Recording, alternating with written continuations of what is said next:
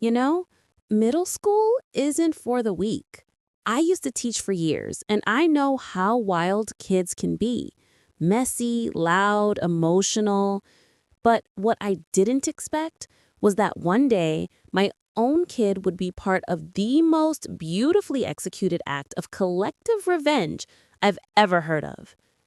It started with a substitute teacher, a man who thought respect came from raising his voice, who thought power came from humiliation, and who learned the hard way that you don't mess with a group of smart, underestimated middle schoolers.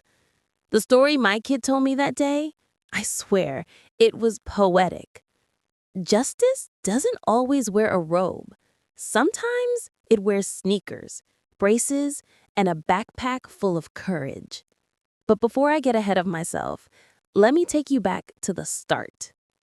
Before I continue, if you've ever had a teacher or boss who thought they could get away with treating people unfairly, hit that like button, leave a comment telling me your most satisfying revenge story. And don't forget to subscribe to Revenge Flame, because today's story is going to remind you that karma doesn't always wait. Sometimes it taps its foot. It was an ordinary Wednesday, the kind of day where nothing feels particularly special. Gray skies, coffee gone cold, the usual morning rush. I was at work grading papers from my tutoring students when my phone buzzed. A text from my kid. "Mom, we have a sub today. He's kind of weird." I smiled because subs are always a little weird. They walk into an established ecosystem of chaos and try to pretend they're in control. Still, I texted back. "Be respectful, you know the drill." I could almost hear the sigh from across town. "I am respectful, Mom." And that was that. Until that evening. When I got home, my kid was sitting up at kitchen table with a grin so big, I thought maybe they'd won the lottery. "What's up?" I asked, tossing my bag down. They looked up, eyes gleaming with mischief. "We made the substitute apologize." I stopped mid-step. "You what?" And that's how it began, the story of how 30 middle schoolers, united by frustration, orchestrated one of the most synchronized acts of petty justice I've ever heard of.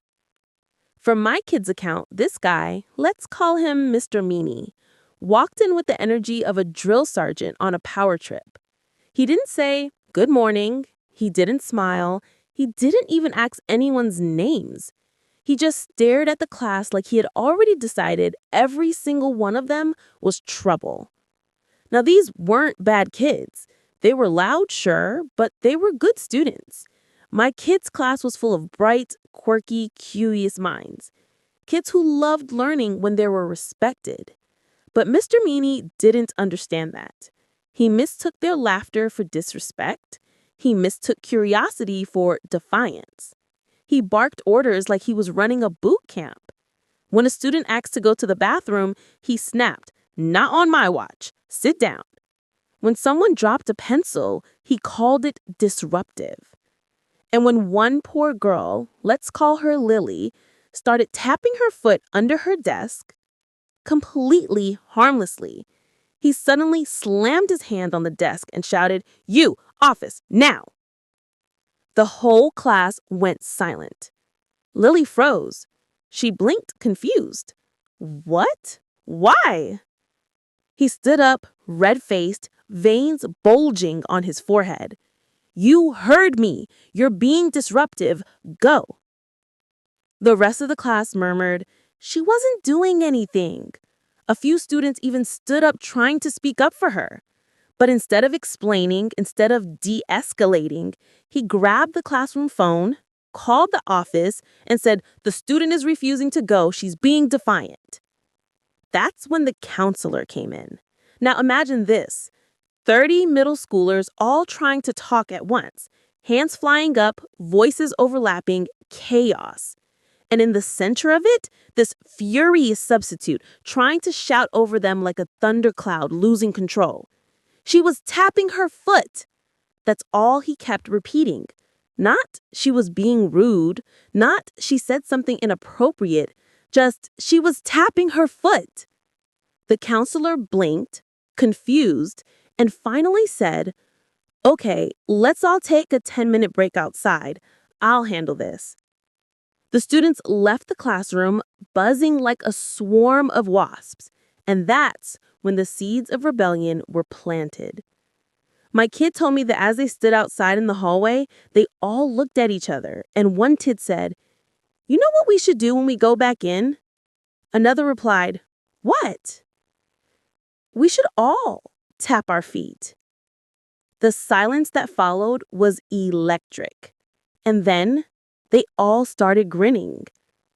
The plan was simple, perfect, and foolproof. They wouldn't break any rules. They wouldn't talk back or yell. They'd just tap. 5 minutes into class, right when the room got quiet enough to hear a pin drop, one kid started gently tapping. Tap, tap, tap. Then another and another until the entire classroom was filled with this chaotic, syncopated rhythm. Dozens of mismatched feet creating a wall of sound that was just barely too loud to call disruptive. The substitute looked up, confused, irritated. "Stop that," he said. No one moved. The sound grew louder. Tap, tap, tap. He slammed his hand on the desk. I said, "Stop it." But how do you stop 30 middle schoolers who have just learned the power of silent rebellion? He turned in a circle, eyes darting, trying to figure out who to punish. But there was no one to single out. Everyone was guilty. Everyone was equal. Everyone was tapping. And then, after what felt like an eternity, he froze. Shoulders slumped. Voice cracked. He whispered, "I'm sorry." And just like that, every foot in the room went still. My kid said the silence that followed was unreal. Even the air felt different, lighter somehow. The substitute cleared his throat, muttered something about starting over, and from that moment on, he spoke calmly. No shouting, no unnecessary punishments, just teaching. By the time the bell rang, the students had proven something that day. That respect can't be demanded, it has to be earned. When my kid finished telling me the story, I couldn't help but laugh, not of mockery, but out of sheer pride, because they'd done what so many adults forget how to do. They'd stood up for what was right, not with violence, not with cruelty, but with unity. And that's powerful. You know, I thought about it that night, about how small moments like that shape us. That substitute, maybe he learned something too. Maybe he went home, sat down, and realized that authority doesn't come from volume, it comes from connection. And maybe, just maybe, 30 kids tapping their feet reminded him that power doesn't mean control. It means understanding. Middle schoolers, they get a bad rap.